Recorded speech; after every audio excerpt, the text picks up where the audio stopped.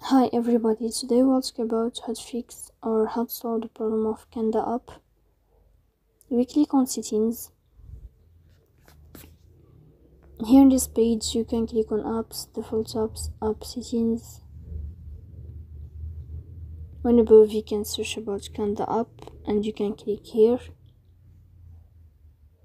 Then this page of app info you can click on first stop and you can click OK. Then you will enter to the window of storage. Here you can click on clear cache, but pay attention, don't click clear data because that can delete your account. So please don't forget to support us by like and subscribe. See you next time in another video, and thank you for your attention and your watching.